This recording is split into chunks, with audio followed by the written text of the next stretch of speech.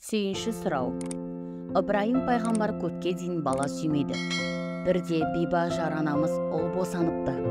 Пайғамбардың қуанышы қойнына сыймай, жұрттан сүйінші сұрапты. Тәңір де оның қуанышын бөлсін. Мендей мәрт Құдайға жомарттық қана жарасады. Сүйіншіңе атағаным болсын. Ақырдан соңында шығатын досым Махамбеттің нұры осы ұлыңның белінен тарайды, депті. Осыдан бастап ел ішінде біреудің шаңырағында қуаныш болса, ол жұртпен бөлісіп, сүйінші сұрайды. Ел жұрт та оның қуанышымен бөлісіп, байғазы береді екен. Бұл үдеріс барлық пайғамбарлардың тұсында жалғасып отырған. Исламда да осыған орай мынандай аңыз бар. Сахабалардың бірі Әбу Лақапты түсінде көріп, оның жағдайын сұрапты. Жағдайының несін сұрайсың? Ұлы пайғамбардың жақын ағасы болсам да, Тәңірінің рахметінен марқұм болдым.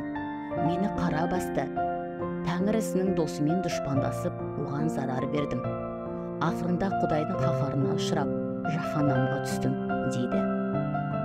Бірақ соның өзінде Тәңірі маған екі түрлі жеңілдік жасады.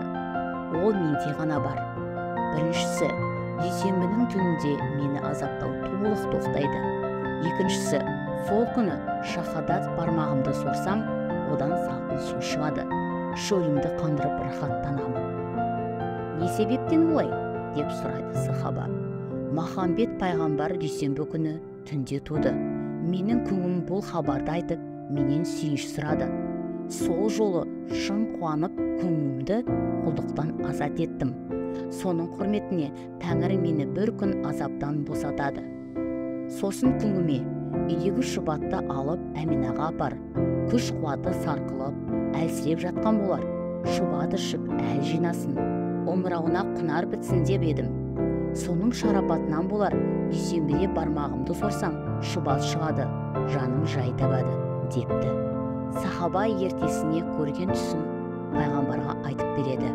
Содан пайғамбар, бұдан былай кез келген қуанышты сүйіншілеңдер, сүйінші сұраған кісіні құр қол қайтармаңдар, шамаларың жетсе сыйлық беріңдер, депті.